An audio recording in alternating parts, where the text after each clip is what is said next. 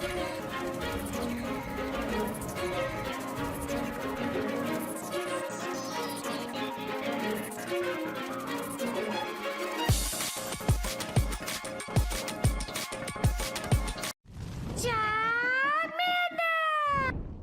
guys, King of Charmass here. Today I'll be your judge, your jury, and your analyst, and today we are analyzing Bugs. If you've ever watched A Bug's Life, it's a great movie. Great Disney movie from back in the day. You definitely should watch it. Anyways, one of those bugs looks like Heracross. Not really, just wanted to promote that movie. Really good movie. Definitely should watch it. It is friendly, children friendly as well, so. Bug's Life, fantastic movie. And we are talking about Heracross for Ultra Premier Cup. Heracross is in 3-star rates thanks to the Ultra Unlock event, so I wanted to cover Heracross for Ultra Premier Cup. Is it worth getting a level... Well, you don't need level 50 for it, thankfully, but you can get one for Ultra League. Sadly, you can't get one for Great League through raids because it goes over 1500, but you can power it up to close to 2500. Heracross does have a lot of attack. It's a bug and fighting Pokemon. With bug and fighting, it carries several weaknesses, however. It is double weak to flying because both bug and fighting are weak to flying. You're also weak to fairy, charmers because of the fighting type, fire, and psychic because of the fighting and the bug type respectively. So you have 4 weaknesses, as well as 5 resistances.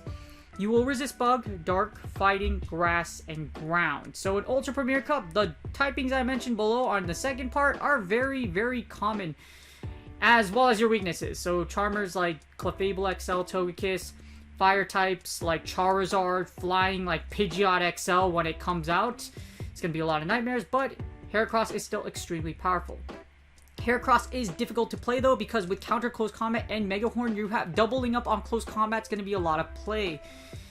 You will also use Mega Horn a lot of times. There are a lot of psychic types in the Ultra Premier Cup meta, so Mega Horn will do you well by hitting like those Umbreons, or you're gonna hit those, well, not Mewtwo's, but you can hit those Gallades for your Mega Horn and do a lot of damage since close combat's resisted. You won't lose with Earthquake most of the time, but close combat and Mega Horn is preferred moveset, but like I said, it's a very risky mon, just because it's not very bulky. So, is it worth rating for one in this Ultra Unlock event? Let's find out. So, as I always say, please consider contributing at pvpoke.com. As you see here, we have the Heracross' ranking for Ultra League Premier, or Ultra Premier Cup. And the reason why it's so good is because in the One Shield, it beats a lot of the Water Archetype. Yes, you beat Kingdra in One Shield, so you beat Swampert, Empoleon, Kingdra, Venusaur, and Alolan Ninetales. And the good thing about Heracross is that, as far as the learning curve for typings, the only thing you really lose to is whatever resist counter, or mostly of what resist counter. In keyword, Jellicent, Galvantula, Gallade, Dragonite, and Nidoqueen. What's the difference between, what's the similarities between all those mons? They resist counter. That's basically it. Heracross is best used in the lead or closer. You don't want to use it in a safe switch because with all those weaknesses, well, not those 4 weaknesses that Heracross has are pretty popular, and you don't want to get it locked into a negative matchup. Leaving in the back or the lead is preferred, and it's very, very powerful, but is also incredibly technical.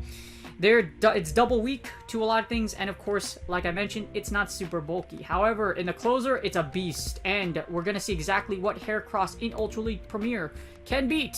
Well, Ultra Premier Cup, to be exact, in Go Battle League. Alright, so here's the part you probably all skipped to. This is the pvpoke.com matrix. We have Heracross with Close Combat and Mega Horn. We also have it with Earthquake. Yeah, for science, okay? This is for science, so just in case you say King of Charmanders, you didn't cover Earthquake, here's Earthquake.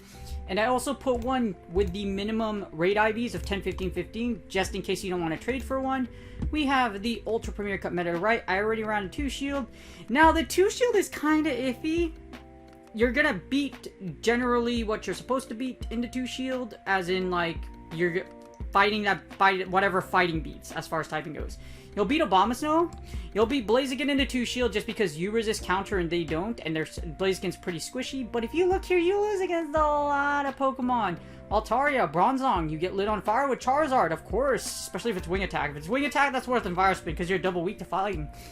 Also, if they come back with Pidgeot, then you're probably going to die. Of course, you're going to beat Empoleon, Excavalier, Excadrill because it's a Steel type, as well as Ferrothorn because it's a Steel type as well. The interesting thing is, you're going to beat fighters like Excavalier and Blaziken just because you resist counter, but they don't, which is kind of interesting. But it's a lot of, you have a lot of losses in the 2-shield, so I don't know if I can really recommend you have it in the lead, even though it statistically is a pretty good lead, I don't think it's that great, because if you see here, there's a lot of red. You're going to lose against a lot of things that have charge move pressure, like Swampert. Of course, you're going to lose to pretty much everything you have that either one resist counter, or two that basically is a flying type. As in, remember I talked about Pidgeot? Yeah, Pidgeot's going to erase you to death, so... It's a very interesting mon. For the most that you will beat in the 2 shield is mainly like ice or steel types, or like I said, whatever's weak to fighting, which is why you beat Alolan Golem, or interestingly enough, other fighters. So you'll beat other fighters like I mentioned just because you resist counter and they don't. But if they resist your counter, and I'm talking about the boy / girl, Toxicroak, then you will lose. So it's it's pretty ironic. Also, you will lose to Venusaur even though you do resist the Vine Whips just because Frenzy Plant hits so hard and because you don't have a lot of bulk. So in the 2 shield, Heracross isn't looking too hot in Ultra Premier Cup. Alright, so the 2 shield was great. However, in the 1 shield, it doesn't get much better, unfortunately. As you see here, you will beat the unholy crap out of Abomasnow if you voted for them. Sadly, Heracross will erase it from the face of the existence. So you will lose to pretty much everything you lost to before, except for Crustle. You will...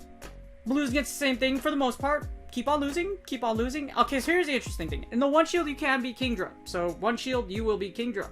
You will also be able to beat things like Meganium, even though Meganium is super bulky, just because you resist Vine Whip. And of course, you're going to flip a few things like Alolan Ninetales, Politoed. You will be able to beat Swampert in the 1s and Tangrowth. That's why the overall rating's kind of misleading, because yes, you beat them in the 1 shield, but...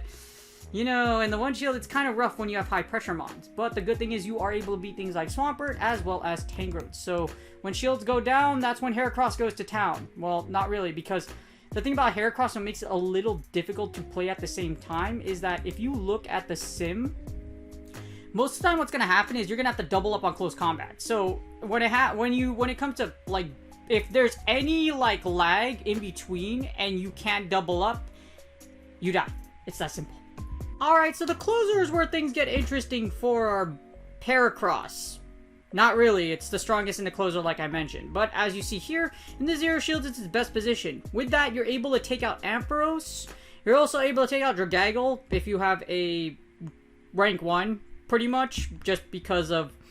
actually, that's really interesting. How does it? Do you like double Mega Horn? Or you just like... I'm pretty sure you Mega Horn... oh, you Earthquake. Okay, never mind, not that. So, if you have Earthquake... you will be able to flip Dragaggle in the closer, so there is merit for you to use Earthquake. I am wrong. You can use Earthquake for that one matchup.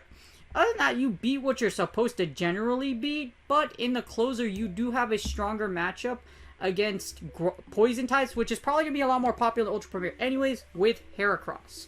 So, Heracross with Earthquake is able to take out Poison types, which is actually a pretty good plus. Without Mega Horn, though, you do flip the Grass-type matchup. As you see, you lose the Razorade matchup as well as the Meganium matchup. So it depends on what you want to cover. In my opinion, with the Poison-type buff, I think Earthquake might have some play. But as you see here with Mega Horn, you flip the Psychic-type matchups as well. Like Slowbro, which would normally wipe you just because Slowbro's confusions are super effective against you. So... it's really up to you whether or not you want to flip poisons or if you want to flip psychic types. So, but in the closer, as you see, Heracross is a monster, being able to wipe out a ton of things with 0 shields. Of course, you're going to lose what you're going to lose against. You're going to lose against things that resist counter, or basically like Dragonite, Bronzong, Charizard, anything that's going to resist counter and light you on fire, or charm you to death. Basically, whatever you're weak to. Most of the time, you will lose against those matchups. And of course, again, like I said, poison or... Psychic, whichever one you want to cover, or Grass types, it's up to you when it comes to Earthquake or Mega Horn. If you want my honest opinion, it really depends on like what team you build around Heracross. If you're already covering Grass types anyways, I don't see any reason why like Earthquake has merit to cover that the Poison types. In the 1-0s, let's see if Earthquake has a lot more effectiveness versus Mega Horn, or if you just generally beat everything that you're supposed to beat.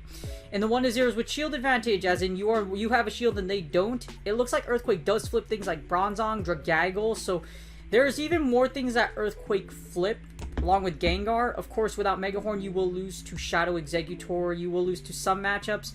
With Earthquake, interesting enough, you can actually flip the Jellicent matchup with Earthquake. I'm assuming you go straight Earthquake. You do. So with Earthquake in the 1-0s, Earthquake's looking pretty good. Either one will beat majority of matchups no matter which one you have. For example, against Scrafty, Surfetch, Scizor, etc. Earthquake or Megahorn will do. Well, you're either going to Earthquake or Close Combat anyways, so it's really up to you. But as you see in the 1-0s, you're able to flip a few Poison-type matchups, as well as Jellicent in the 0s as an XL is a pretty good justification. However, this is a really close matchup. As you see here, the Jellicent being simmed isn't a rank 1, so if it's an XL, or yeah, if it's a big XL one, you're probably going to lose this matchup just because of the bulk, so not too comfortable. However, in the 2-0s, Heracross should wipe out a lot of things. As you see here, this is where Earthquake kind of gets a little more interesting because either way, like a few things slip depending on whether you have Earthquake or whether you have Megahorn. So again, very interesting. But you get that Steel/Poison coverage in the 2-0s as well. Because of its double weakness and the fact that Heracross isn't super bulky, unfortunately, even with a 2-0 advantage, you're going to lose against some matchups. So just keep in mind, you won't have a lot of good chances against Charmers or anything that's flying, just because against flying types, you are double weak to flying types. And the 2-1 shield, so if you have shield advantage, as you see here, Heracross is pretty dang good. You will generally lose against the same, well, with 2-1s, you will generally lose against flying types and fire types, as usual, or Charmers, so that's a good way to look at Heracross, that, hey, if I see a Charmer, etc., I should probably get out of here, or GG's. But, as you see here, it is very good in the 2 shield. With shield advantage, Earthquake matters as well. If you are able to Earthquake through shields, you will take out the Poison-type archetypes. So it's definitely up to you whether you want Earthquake or Megahorn or how your team's built.